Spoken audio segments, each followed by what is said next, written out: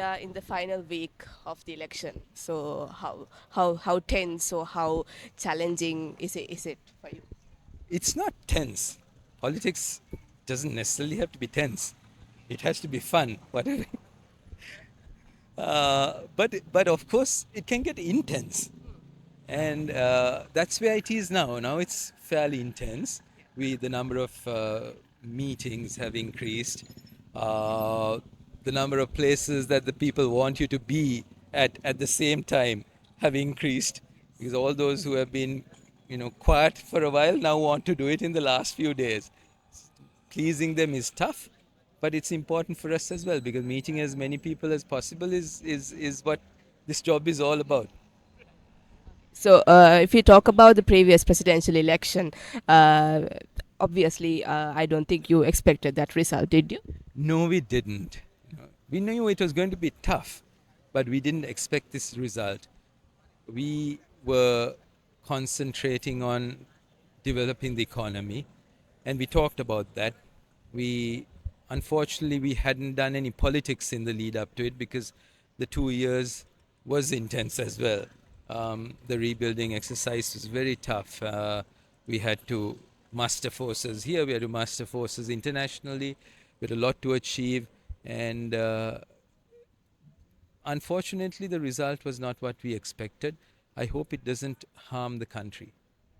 So there have been various allegations against the UNP, but you said in a previous interview that you didn't address corruption on stage because you were more interested to address the economic crisis. Why didn't you address it? So, this time around, the crisis was the economy, and we were brought in to develop the economy. But in the process of developing the economy, we went through an entire reform process, both uh, on the economic side, which is the fiscal, the monetary, but also on the governance side. And on the governance side, and everything we did on the economic side was in an indirect way to hold people responsible for what they do, and to do it in a more sustainable fashion, and also in a fashion that's responsible to the people.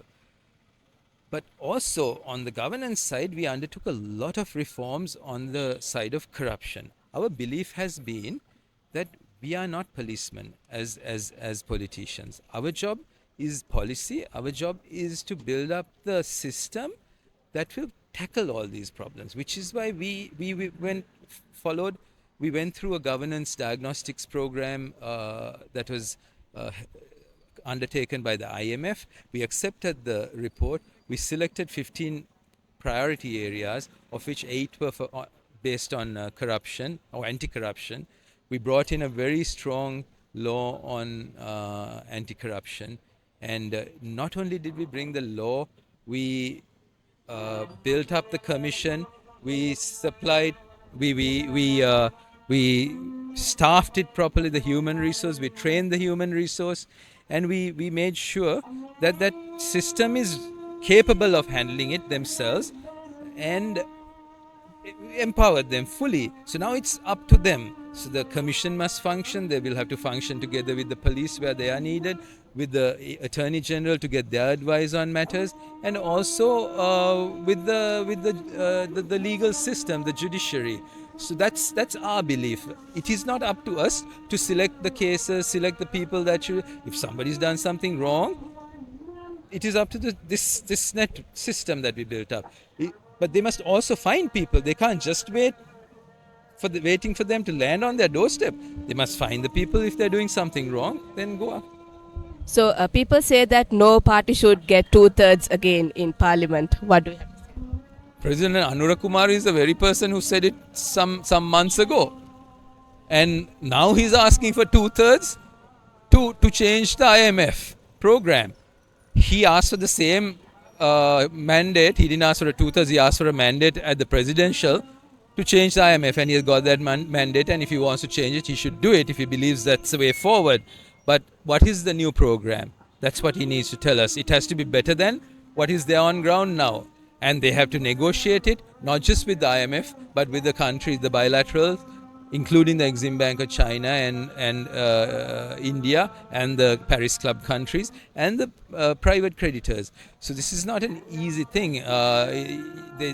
But but the key thing is, I don't think a two-thirds majority is good for a country. We saw President Gotabaya becoming deaf once he got not hearing the people's problems, or the opposition raising the problems on behalf of the people when he had all that power. What is the one change you wish to see in Colombo?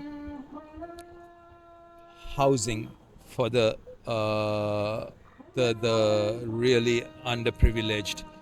They suffer a lot, and I'm sorry I have to add, incomes also. And what is your message to voters? Vote very sensibly. A hate vote always gets you nowhere and brings you down. You have to think intelligently and vote for the best thing available. That will provide you a solid solid framework moving forward for a country that has so much opportunity.